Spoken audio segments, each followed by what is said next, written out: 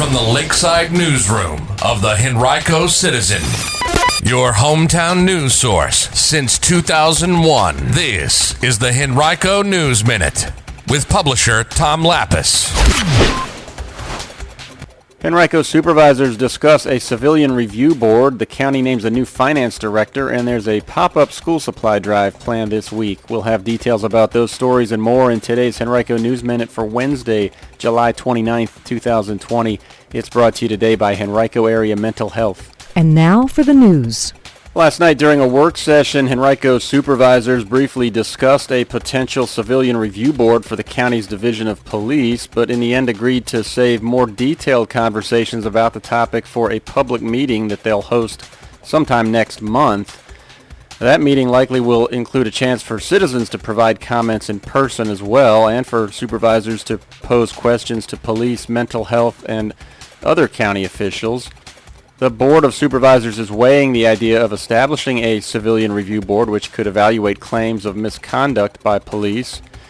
Hundreds of other localities nationwide have considered or implemented similar boards recently in light of the death of George Floyd and subsequent calls for equality. Varina District Supervisor Tyrone Nelson proposed the idea for Henrico last month and said he came to Tuesday's meeting prepared to have a detailed discussion about it. But instead, supervisors heard a 25-minute presentation from Henrico Internal Audit Director Vaughn Crowley, who provided a summary of the 300 citizen comments submitted about the topic so far, and then weighed in only briefly with some thoughts of their own during the next half hour before they adjourned to their scheduled 7 p.m. public meeting.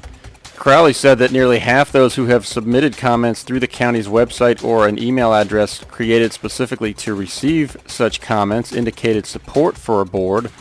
About a quarter expressed opposition and about 28% indicated no preference, he said.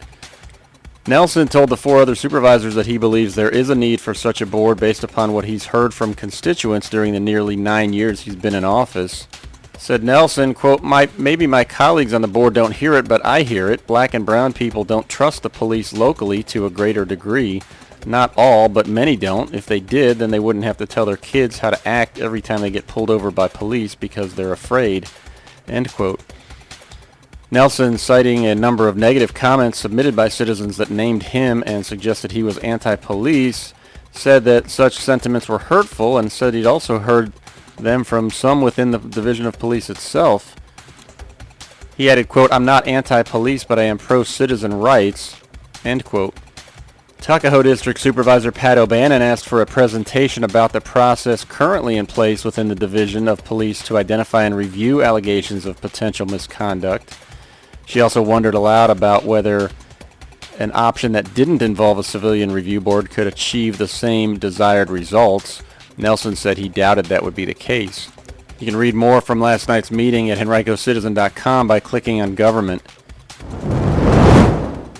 As we all strive to do our part during this extraordinary time, Henrico Area Mental Health serves as your local and public mental health agency, continuing to do its part. We all experience mental health challenges, especially during extreme challenging times. It doesn't matter your age, gender, race, or ethnicity.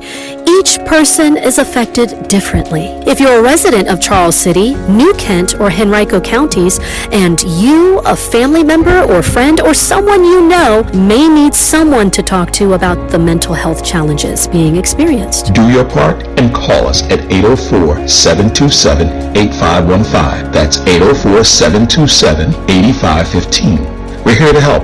Remember, mental health is good health. Call Henrico Area Mental Health at 804-727-8515. That number again is 804-727-8515. This message comes to you from Henrico County CSB Prevention Services.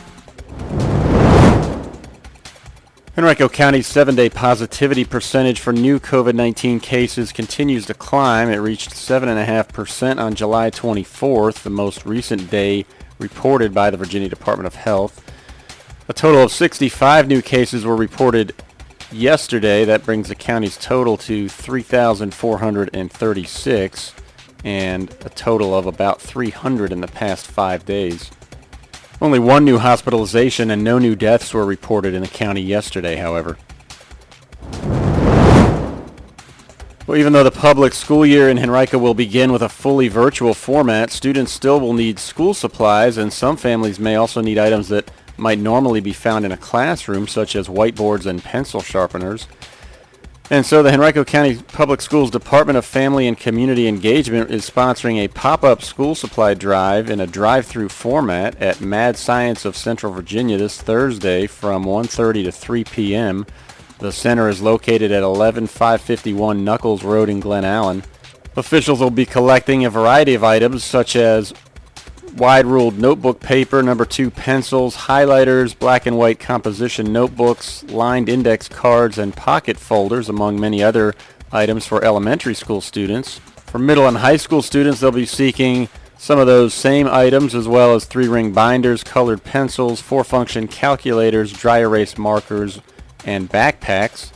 And virtual learning family support items being sought include calendar anchor charts, flashcards for all grade levels, classroom organization charts, pencil boxes, paint and paintbrushes, wooden craft sticks, current wall maps and globes, laminators, and many other items. You can read more about this and find a complete list at henricocitizen.com by clicking Education. Henrico Police say they've identified a person of interest in connection with a series of events that may have been racially motivated that took place at an Eastern Henrico grocery store July 24th. Shortly after 12:30 in the afternoon that day, a customer at the Publix store in the 4500 block of South Laburnum Avenue allegedly told employees that she did not want a black associate to bag her groceries. Then after leaving the store, the customer allegedly was driving erratically and nearly hit the same associate with her car while leaving the parking lot.